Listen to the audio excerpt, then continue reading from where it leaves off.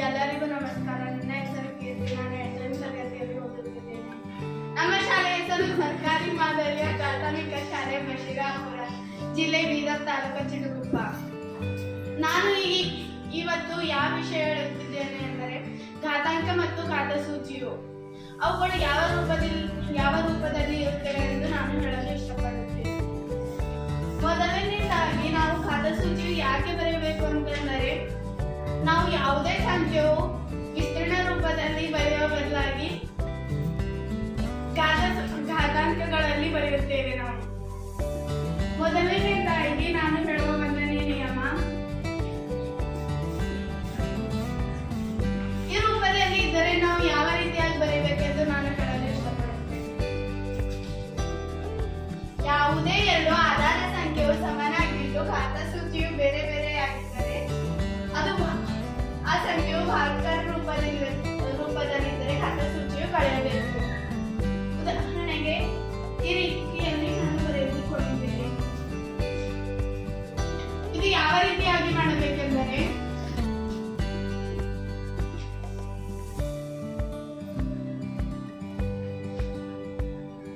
ಇದರ ಉತ್ತರ ಇಷ್ಟು ಬರುತ್ತದೆ ನೋಡಿ.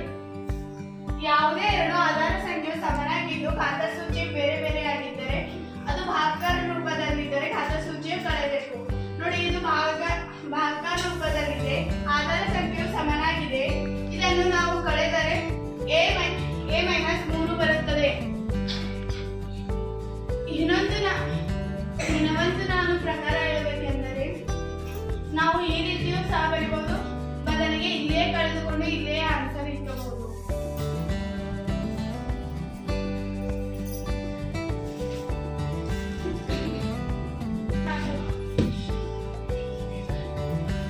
ಈ ರೀತಿ ಇದ್ದರೆ ನಾವು ಯಾವ ರೀತಿ ಬರೆಯಬೇಕೆಂದರೆ am² ಇದೆ.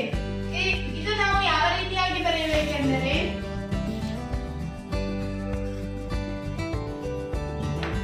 ನಾವು ಈ ರೂಪದಲ್ಲಿ ನಾವು ಬರೆಯಬೇಕು. ಇದಕ್ಕೆ ಉದಾಹರಣೆ,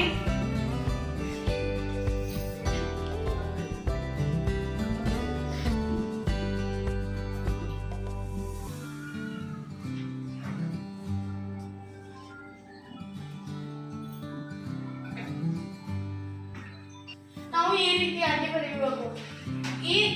ನಾವು ಈ ರೀತಿಯಾಗಿ ಬರೆದರೂ ನಡೆಯುತ್ತದೆ, ಈ ರೀತಿಯಾಗಿ ಬರೆಯುವುದರೂ ನಡೆಯುತ್ತದೆ.